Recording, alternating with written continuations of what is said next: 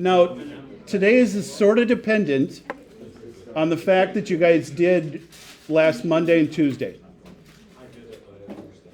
Yeah, that's okay. So, the way I'm approaching today is sort of how flipped classrooms work. Like, ideally, the way a flipped classroom is supposed to work is you watch a video ahead of time, like say at night, the night before. Hi, we just started. Welcome. So you watch a video the night before, and it kind of gives you an idea of what's going on. You may have lots of questions. I mean, you may not perfectly understand it. But then when you come to class, you're kind of supposed to talk about it. You're supposed to talk about it, and then that way you would get your questions answered and it would go better. Like, that's how it's supposed to go. And I know what ends up happening for flipped classrooms is a lot of people just skip the videos, or they play the videos and they don't actually watch them. And so it usually doesn't work out great, and that's kind of why I'm semi against those. In theory, they're good, but in practice, a lot of people just get busy and end up skipping parts. So if you were able to watch the videos last Monday and Tuesday, you would have an idea what permutations and combinations are. And so that's why we're going to do both parts of it today. So what we generally start off with is the fundamental counting principle. And that's supposed to be just the most basic way of counting things. If you have completely separate and independent events, so like say getting dressed, your shirt, theoretically, let's go with my criteria, not somebody who actually coordinates their outfits. My criteria, you just grab a shirt, you grab a pants, you grab a pair of shoes, okay? You don't actually check if they match or if they go together. Right, you just grab what's clean. Well, if you only have 3 shirts to pick from, 5 pants to pick from, and 10 shoes, the number of possible outfits you could make, you would multiply together the number of choices. And I think most of you, this kind of makes sense because you've had to deal with this before, like figuring out how many toppings on a pizza, stuff like that. So the fundamental counting principle just means that you multiply the number of choices of independent events. So in this case, you'd have 150 different outfits, even though you only have 3 shirts.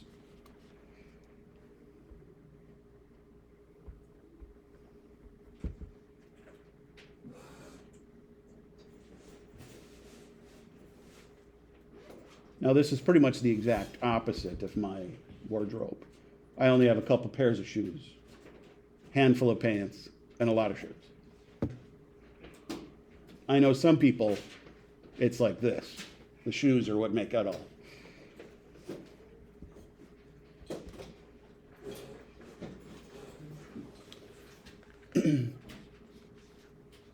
Now, what this section is leading up to, whether you caught on to it or not, this section is going to be leading us up to probability, right? Like the chances of something happening. The basis for probability is knowing how many different outcomes are possible. And so pretty much today is all about outcomes. Outcomes means how many different things can happen. So if you're getting dressed, there are 150 possible different outcomes. And then you would use that for probability. So, like, I don't even know if I should be talking about probability yet, but your chance of grabbing a random outfit is 1 in 150. Anything up here that you have questions on, maybe need to think about, I don't know, anything. Really, the only thing that matters here is these events have to be independent, nothing to do with each other. Do you guys know what dependent means? Like one choice would depend on what you did first. I'm trying to think of a good example. That's stupid. If you're picking 2 cards out of a deck, the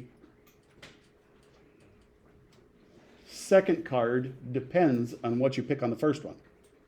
If you pick a ace of spades, well, the ace of spades is no longer in the deck. So the chances of you picking the card next are different now because you've already pulled one card out. Like, I don't know, think of Go Fish, like the dumbest card game there is. Isn't that the one where you go for pairs, right? It's been a long time since I played it. I think is Go Fish the one where you need all four or just pairs? I think it's pairs. Maybe I'm thinking of Crazy Eights. Oh boy, it's been a long time. I think it's you need all four. One of them you need all four, one you only need pairs. I think Crazy Eights is pairs. Wait, Go Fish we're talking about? They're pretty much the same game. I don't remember. Okay, whatever. We'll move on. Like, do you have like a 4 and 5 clubs? Go Yeah. Fish. Yeah. Okay, try this one on your own. This section and chapter is actually going to be pretty calculator dependent. So if you guys have one with you, you're probably going to end up using it. If you don't have one with you, you could use the Desmos or just write stuff, write with us for now. But if you do have your calculator with, you're going to want to take it out because you're going to need to learn how to use certain buttons on there. Oh, this is... No, what if I don't have What calculator do you have? Desmos? Yeah, it does. I also actually have one. Desmos has it. Has it? Yeah. Generally, all of the calculators, generally all the calculators. Which one do you normally have? Like this one? Yeah. Thank you. Yep. Almost all the calculators will have these correct buttons. So the most basic ones are the only ones that wouldn't. Yeah, so I have a full example. Okay, license plates. Each spot on a license plate is completely independent of the previous one. So no matter what is the first letter, the second letter chosen isn't dependent on what's on the first. So because they're completely independent of each other, well, then you can just multiply the number of choices.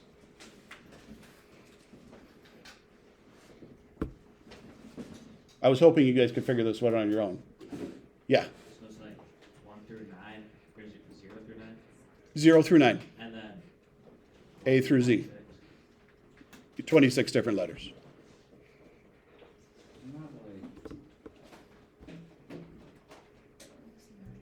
There are 10 numbers and 26 letters. I didn't figure I'd have to tell you that, but I'm judging by a lot of the looks. I do. 26 letters, 10 numbers. Well, 10, yeah, 0. 0 through 9. Yep. It seems wrong to say 10 numbers, but it's 10 numbers.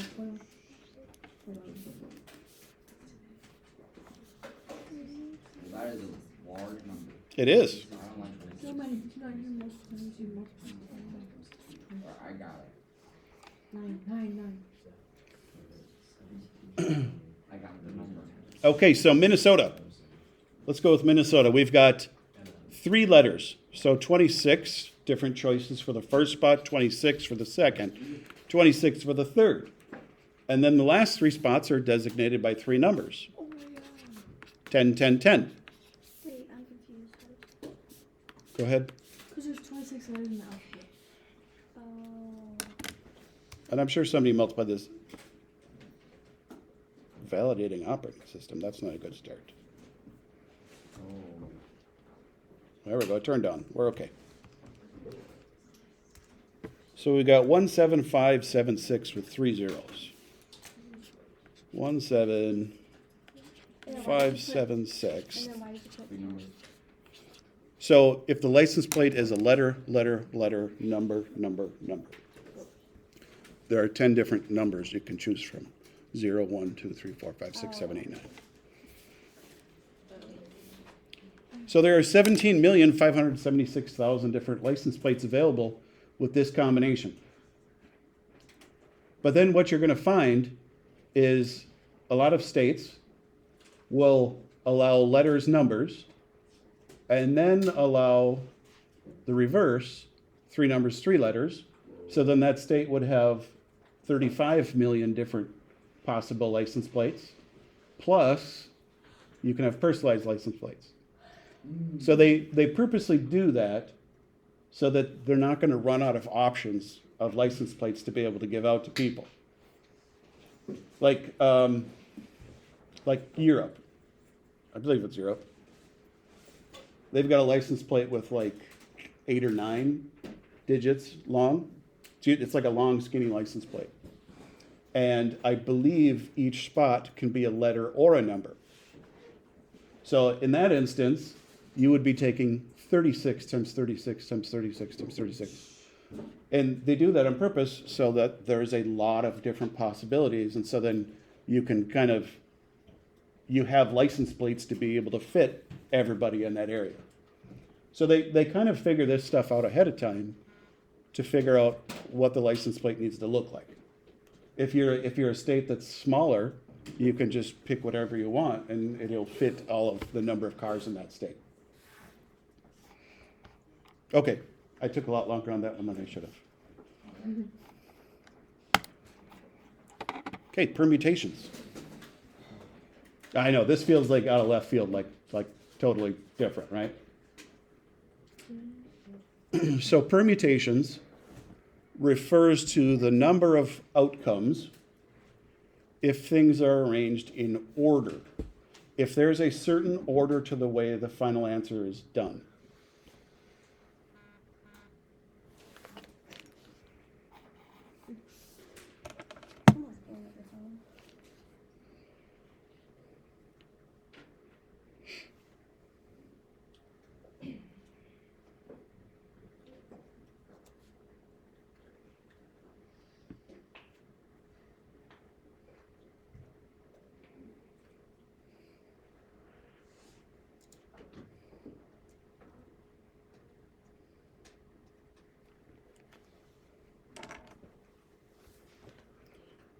Don't be scared of the factorial. The little exclamation point is just a shortcut so that you don't have to write a lot of numbers in a row.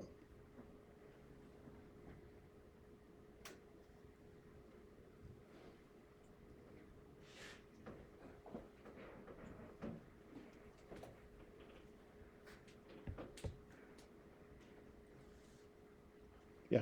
So the big P literally just means permutations? Or? Yep. So you're going to have 2 buttons that are on your calculator. One has a P, one has a C.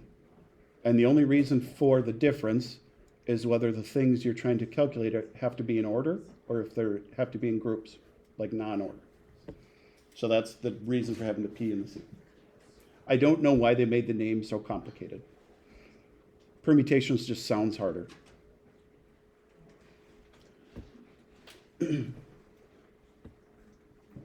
Now, if you have a permutation, the answer is going to come from the top number is going to be the number of things total, factorial, which means the factorial means you multiply all the way down to 1. So 8 factorial would be 8 times 7 times 6 times 5 times 4 times 3 times 2 times 1. 2 factorial, 2 times 1. 4 factorial, 4 times 3 times 2 times 1.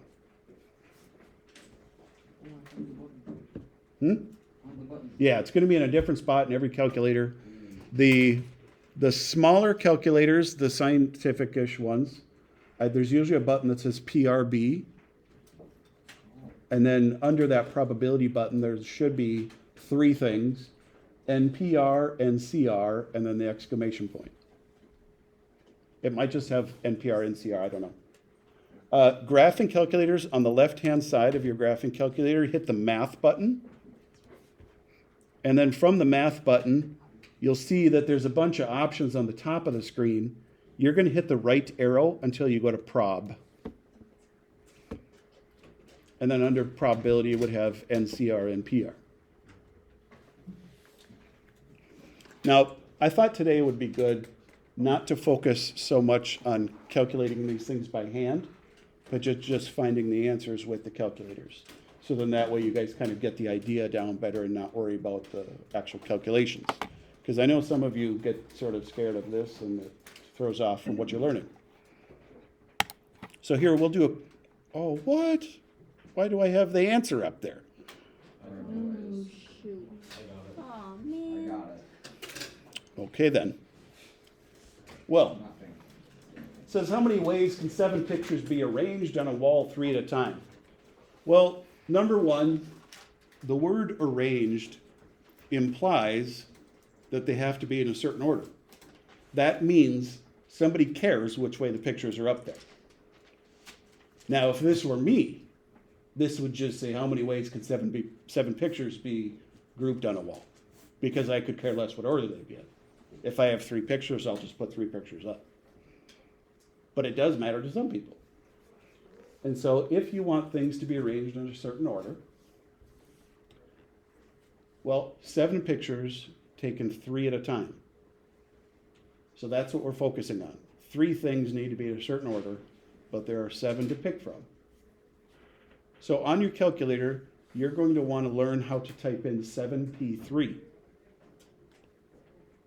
Most of you will have to hit 7 first. I'm not even sure on the graphing calculator, actually. So most of you are going to have to hit the 7 first, and then go find the button that says NPR. Wherever it is on your calculator. Oh, if you're using Desmos, I believe there's a tab for probability or functions or something, right? Yeah, function. Functions, yeah. So 7p3. And if you do it correctly, you should get 210 as the answer. I'm confused on like. On the left-hand side, hit the math button.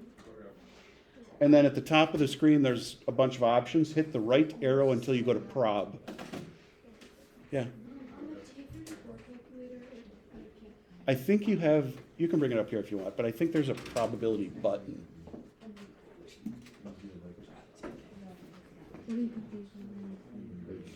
PRB. Oh, And then there's just the 3 things to pick from. and then which one do we choose? So this one is a P, so you want NPR. So, but first, you have to hit the 7, and then probability, and PR, 3 pictures. Oh, okay, thank you. How would I do this? In Desmos? It says that- yeah. it's- So there's a little spot there for functions. Oh, did you just do 7p3? Yeah. And it didn't work? Yeah. Because that's Okay, what so 7, NPR, 3. Oh, Yeah. I did it. oh, you know what? I bet you have to do 7 comma 3. What is that? Whoops. What's the exclamation point again? You put it. Oh, okay. Thank you. What's the exclamation point? Factorial. So that's so then. So you're gonna hit the 7 first, How you always. and then the math button, and you're gonna move over to where it says prob, NPR. It's always NPR, or are we Just- gonna use NCR? We will use both. Oh, okay, great, thank you. So the P represents things in order. Okay. So, I press this, right? Yep, so in Desmos, apparently it's a little different. So you're gonna have to do 7 comma 3. I'm not, yeah. So does this mean like these are just like, and then when they cross out, yeah. and then this equals 210? Correct. How about what's up there? Was everybody able to get 210 on whatever they're calculating with? Yes. Okay. So it is. It's drastically different all over the place. It is sort of annoying from my perspective as a teacher trying to teach you how to do this. They're all different. There's similarities between all the different calculator things, but they're all in different spots. However, the only thing that is the same is if you have a calculator that has NPR, it's going to calculate it the same way no matter what. So just being able to type it in is what's possibly different. All right, I know for a lot of you, you were focused on trying to find where the button is, which is fine. Like knowing where it is kind of important. The big thing up here is it mattered the order you put the pictures up on the wall. So you're going to have 2 types of problems. Things where something has to be in a certain order, or things where they're just grouped together. That's the difference between permutations and combinations. And that's the difference between the button NPR and CR. So when you're reading a problem, it usually isn't going to directly say. Okay, how many ways can a club select a president, vice president, and treasurer if the club has 5 members? I'll give you a minute to write this down, I suppose, huh? Yeah.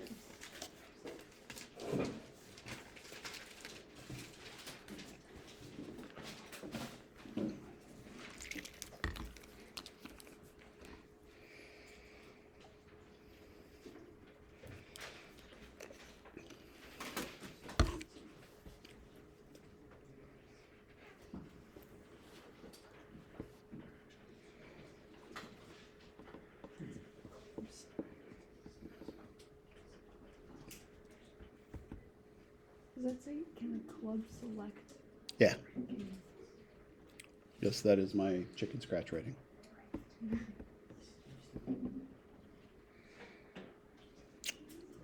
You can clearly tell when I'm in a hurry to get things written down.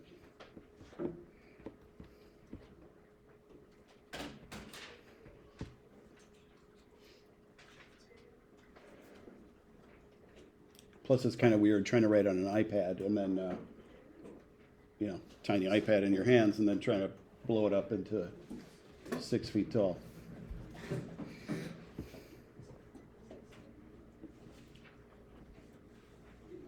Now, this is the type of problem that I've usually found most people get confused on whether there's order or not. Because a lot of you look at this one and you don't necessarily think like first place, second place, third place. Because for most people, that's what order kind of represents in their head. Well, trying to think if you guys would have ever had anything like this. If you, well, let's just pick a random group here at school. FCA. Let's go with FCA. They just met this morning, I think. So let's say the FCA has to make an announcement to the school. So like somebody's got to go to the announcements on the microphone. Well, maybe the FCA wants 2 people to represent their group. So they just randomly select 2 people. Those 2 people aren't in any order because you just picked 2 random people and they're going to go do the announcements. And it doesn't matter who is who. Like the first person doesn't represent in charge. Second person doesn't mean like assistant. Those 2 people are equal, they're the same. Either one is which. Now, if you've got a bunch of people and each role represents something specific, so president, vice president, treasurer. So that's something specific. So if you get chosen for a spot, you're not just a random one of 3. You are doing something specific. So that's considered order. So on this problem, you would be doing 5 group members. 3 of them are being picked for something. How many different ways can 3 people be picked for president, vice president, and treasurer? And it seems like the answer should be really small because there's only 5 people. But it's actually pretty big because they're being chosen for specific spots. I'm hearing 60 or something? 60 specifically?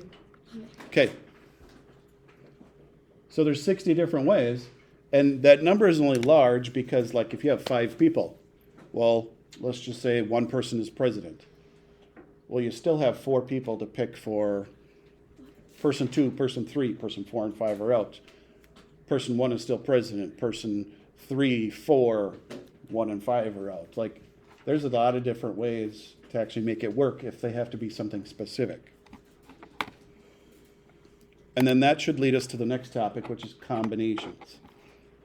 Combinations is you trying to find the number of ways things can happen if the order doesn't matter. So groups.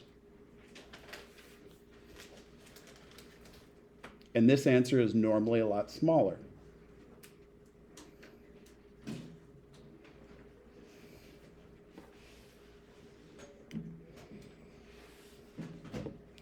Now, the first number, NCR, the first number still represents the total, and then the second number represents specific. So the first number is always bigger or equal.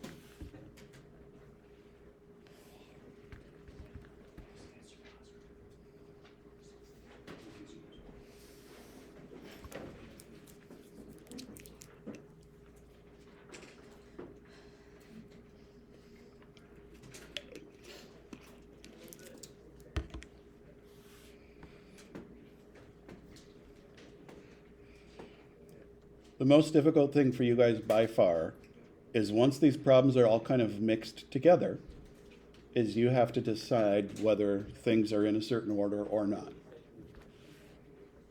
I mean, obviously, I'm trying to emphasize that a lot.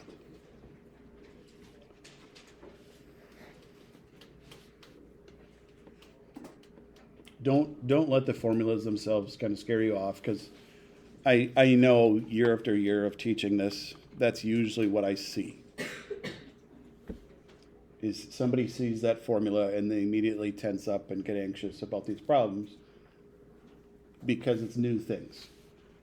And that's why I want to focus on the calculator for now. Yeah, So this means you will have a calculator on the test? almost guaranteed. Almost. So I like this. so say you don't have a calculator, one possibility that I could do is I could have you write what you would type in the calculator. So, like you could write 7p3 rather than actually typing it in. So it's more about like equation comprehension? It's more about knowing what things stand for rather than learning the actual formula. Yep. Okay. Question or done? Okay. Thank you. Go okay? Yep. All right. Good. I'm going to do my best, obviously, to get everything corrected and put in as fast as I can. Being gone for that week really kind of threw things off for me because I'm kind of stacked up and behind. Thank you. If I can get everything done this week, I'm going to do my best to do that, because I would like you guys to know with 2 weeks left how you're headed into the end of the trimester. Worst case scenario, we have a workshop day on Friday. That would probably be when I would do it, or like our Flex Tuesday or something. But my goal is to try to get it done during this week. Okay, so here's the easiest example, I think, for most of you to understand order or not, or I should say understand groups. Almost every single one of you has gone grocery shopping with your parents at one point or another, whether you hate it or not. Some people like it, some people just can't stand it. If you go to the cereal aisle, right? There's a bazillion choices. And usually the way parents do this is they want like 3 boxes of cereal for the week or something. Sometimes they care which types you get, sometimes they don't. But if your parents say, pick out 3 boxes of cereal, you go just grab 3 boxes. The first box you pick doesn't mean it's more important than the other 2. Now, in your mind, it might be. But like if your parents are telling you to buy 3 boxes of cereal, you just pick 3 boxes out. And those are considered a group because the first box you chose doesn't mean it's more important than the other 2. They're just one of the 3 boxes. Most people in their mind understand that like a race means order matters because the first person to finish the race is the winner. So for groups and order, to me, the cereal one usually seemed the easiest because almost everybody has done that. Where like races, not necessarily everybody has. Okay. Oh, this is kittens. All right. Oh, we wrote the answer again. What is this? All right, I'm feeling like I'm letting you cheat a little bit. That sounds right. Okay, so let's say we're going to adopt 4 kittens out of a litter of 9. Let's say your parents were really big suckers because the kittens were cute, so like you decided to go for more than 1. which, let's be honest, if you adopt 4, you're in for a huge world of hurt. Like, that's going to be exhausting.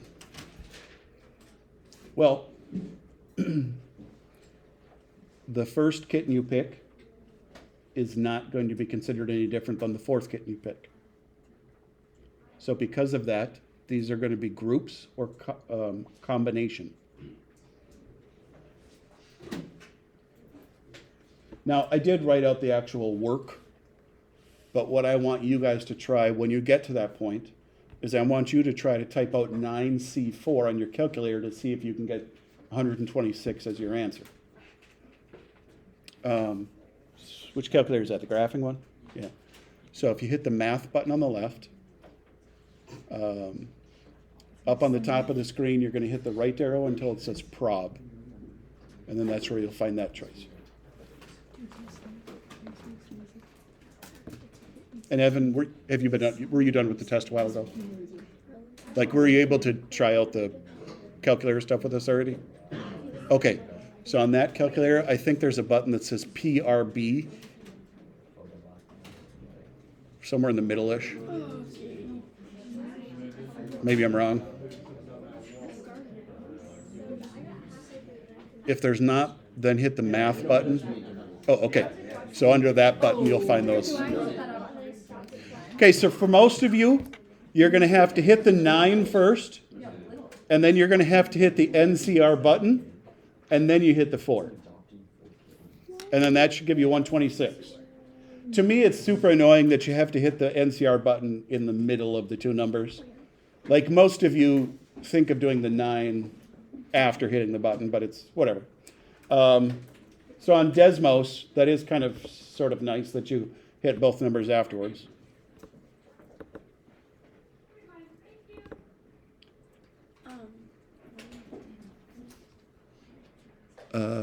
On that one, there's a button that says PRB. Yeah, Yeah?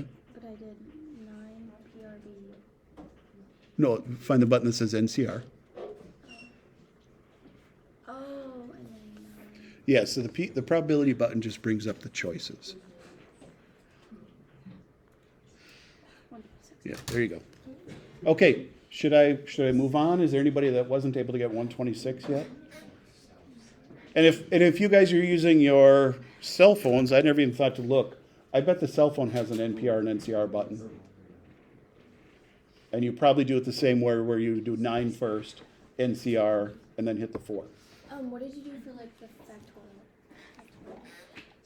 factorial? You mean when I did it by hand? Yeah, like why do you have 4, 3, 2, 1 and then 5, 4, 3, 2, 1? That's the formula. So if I go back a page, the formula is n factorial over r factorial times n minus r factorial. So that's why I said I wanted to focus on the calculator stuff today, because the formula usually scared everybody. So we're gonna do factorial tomorrow. That stuff. I don't know. Might not even. I mean, it depends how it goes.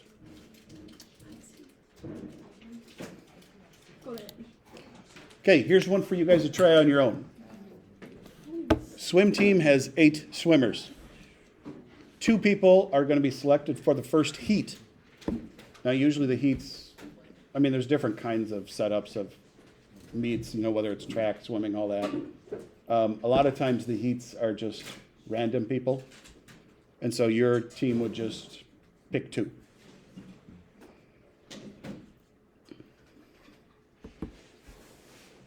There are sometimes meets where the heats are chosen by like fastest times, but let's pretend this one's not.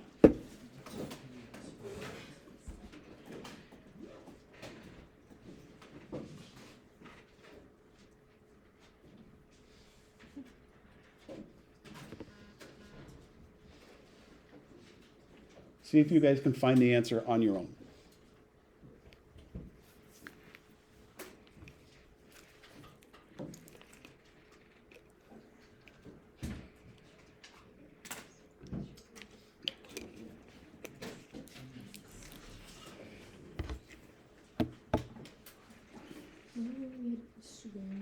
Oh my god.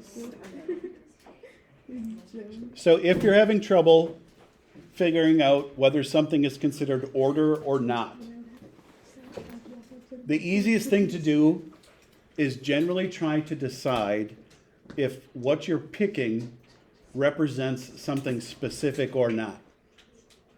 Like on this one, somebody being chosen is one of the two. It's not first, it's not second, it's just one of the two. If thinking of the pictures on the wall, the first picture being picked on the wall, well, that's being chosen specifically for the first picture. So if something is being picked specific, that's considered order. If it's just part of a group, which is why I'm using the word groups often, then there's not really considered an order. And the way the questions are worded is what's terrible because there's so many different words that represent arrangements or not. On your calculator, you would have just typed in 8C2. No idea what the answer is. It's, 28? I'm hearing consensus on that. That sounds good.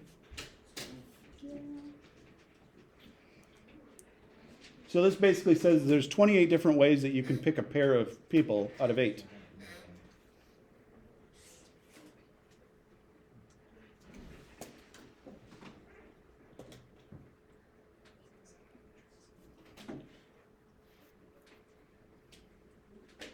Now, if we had a lot of time, this is super easy for us to actually do as like an example together where I have 8 people standing in the front of the room. And then show you how to like pick the pairs. Like there's a very easy way to like go about this strategically to figure out the number of pairs if you had to do it by hand, but you don't. So we're just kind of using the brains of the calculator to figure out the answers. I want you to focus on whether order or not. I don't know if I have another example or not. I don't.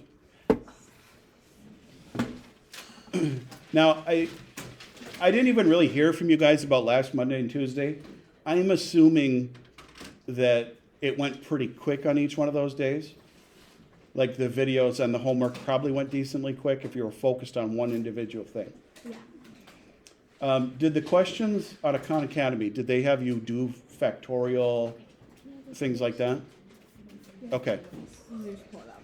I'm mainly having you guys focus on this. Combinations, permutations. Is this chapter 11? This is chapter 11. So I did put the chapter 11 PDF in Schoology already, if you like to use the electronic version.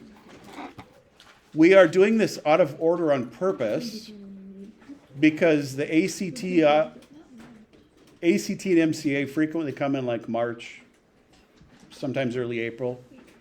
And if you are taking it, probability and statistics is part of that. And so we do the probability and statistics chapter before you take the ACT or MCA. And then we'll go back to more algebra topics after that.